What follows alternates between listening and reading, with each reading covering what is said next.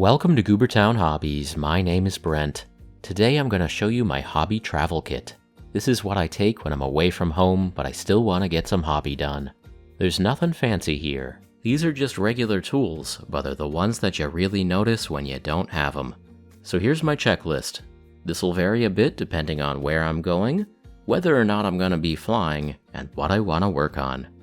Clippers, hobby knife, sanding sticks and or files, tweezers, a toothbrush, safety pin, painting handles, poster putty, clamps, a work surface like a cutting board or a placemat, a dry palette, a wet palette and extra sheets for the wet palette, desk lamp, extension cord, plastic glue, super glue, brush on primer, some paint, some brushes, some brush caps, brush soap, a case for sunglasses, bubble wrap, plastic bags, paper towels, salsa jar, a hard outer case to put things in, and of course, something to work on. I'll put that checklist in the video description.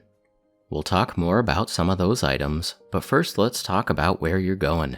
You may be going to a place where other people will be hobbying, or you may be going on a trip that's unrelated to miniatures, but you figure that you'll have some downtime. Packing for grandma's house or the hotel on a work trip is actually more straightforward. Just pick a project that'll keep you busy, something that'll maintain hobby momentum but doesn't require too much gear. For this kind of trip, I'll often leave all of my paint and brushes at home and just do some assembly. I can spend hours upon hours clipping bits, cleaning mold lines, and gluing stuff together. It's easy to jump in and out of an assembly project. Assembly doesn't require you to pack too much gear. It's entertaining enough, and it's useful hobby progress. Alternatively, sometimes I'll bring pre-assembled minis and a handful of specific bottles of paint. We can knock out the time-consuming steps like base coating or edge highlighting without bringing a whole paint range. The best thing you can do is be honest with yourself. You're not going to work on 10 different projects and use 100 different colors. It's not gonna happen. Make a choice at home about what you're actually gonna work on. Take 1 or 2 projects that'll consume some time and try to pack reasonably light. On the other hand, maybe the point of your trip is to do some hobby. Maybe you're going to hang out at a friend's house, or you're going to a game store, or you're going to a nerd convention. I've been to a whole bunch of events that involve miniatures. Gen Con, Reaper Con, Sooner Con, Snow Con, Ides of March, Adepticon, Huzzah, and Ironweld. These conventions have paint and take events, classes, competitions, and people who are just sitting around and painting. Often there will be vendors who are selling minis or even giving out samples. In some ways, these nerd events are a bit harder to pack for because you might not know what you're gonna get up to. When I'm going to one of these events, I start by packing for grandma's house and making sure that I have at least one simple project to keep me busy. But I also take a bit more variety in terms of paint. The tricky thing about these events is that there are often tools and paints floating around, but you never quite know what you're gonna be able to find. Let me show you what I took to Ironweld in Boston. This is a weekend event with tournaments and narrative games for a bunch of different systems. And there was also a hobby room. I wanted to spend a bunch of time in the hobby area, so I packed a project. I chose to take a handful of primed minis from Relic Blade, and I packed a small but complete paint set. Relic Blade is a small skirmish game, and these undersea creatures could look great with almost any color scheme. I don't need to color match to an existing army or anything like that. Whatever paints I have on hand are gonna work just fine. I took this little 12-bottle set of Atom paints from Big Child Creative. I'd been given these as a sample at Adepticon, and I was looking for a chance to test them out. When you're away from home and away from your hobby desk, well, that's a great time to try something new. The Relic Blade minis were my backup plan. Conventions are full of opportunities. At Ironweld, my opportunity came in the form of these mushroom people that I found at the paint and take station. These angry little mushrooms are packing heat, but what really gets me about them are the fanny packs. The fanny packs are where they keep their hobby kits and their granola bars. If you're interested, these shroomanoids are from the game Waste Man. They're sold by Trenchcoat Miniatures, which is the same company that sells the game Trilaterum. I kinda got addicted to these shroomanoids, and I painted 7 of them there at the convention. I felt bad about taking all the mushroom men from the paint and take area, so I bought a full pack of 9 from the vendor hall too. You never know what you might find at a convention or at a game store away from home. Be open to some new hobby experiences. Anyway, back to the travel gear. A placemat is important so that you don't get paint or superglue on grandma's table.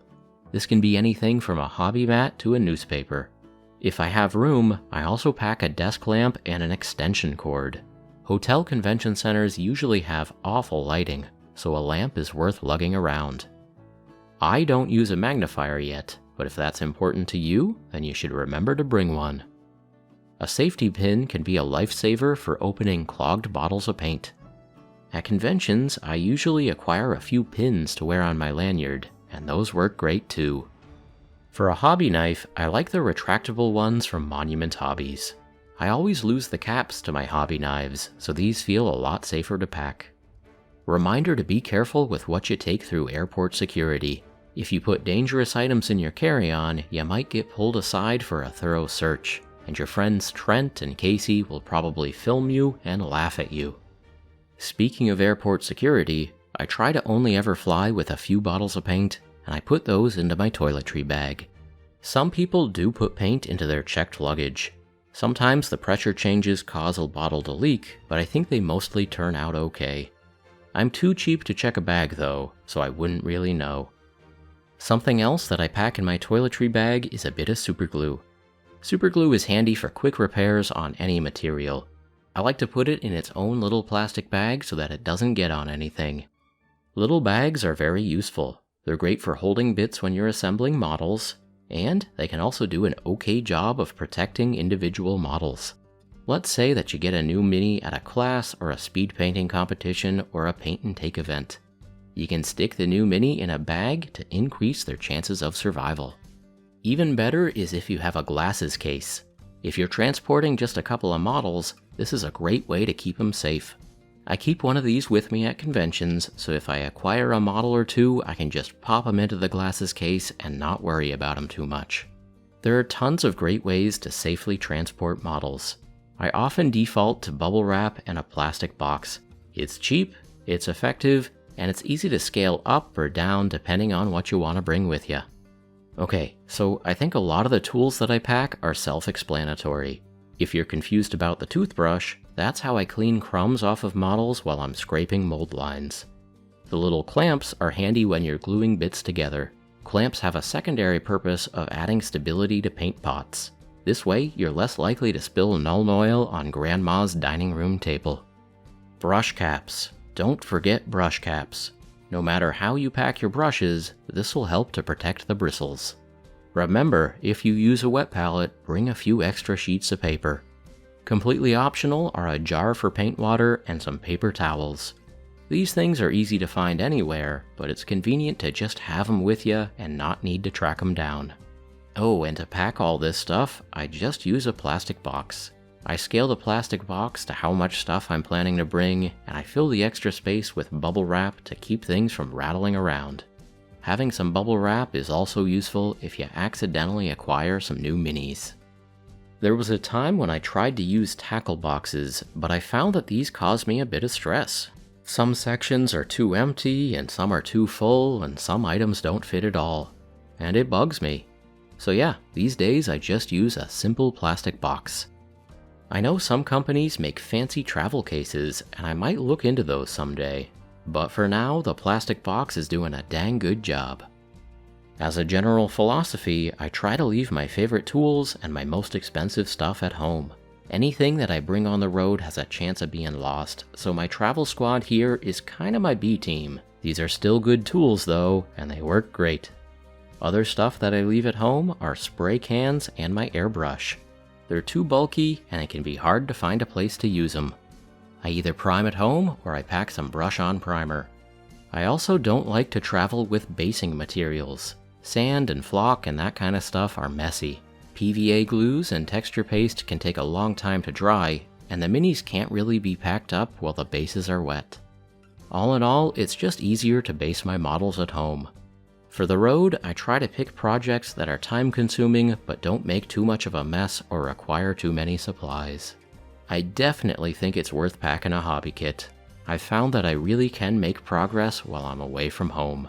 The trick is to be realistic about the types of work that can be done on the road and how many things you'll actually have time to work on. Don't take too many paints, just take the handful that you're actually going to use. Plan a few straightforward tasks like assembly, base coating, or edge highlighting. Alternatively, this is a chance to try something different. If you're away from home, you can get away from your normal way of doing things. Find some weird models that have been in your collection for too long, or acquire something that's a little bit silly. You're on vacation, have some fun with it. So yeah, this is how I do things, but I'd love to hear about any tips and tricks that you've picked up from hobbying on the road. Well, that's all I've got for this time. Thanks so much for watching.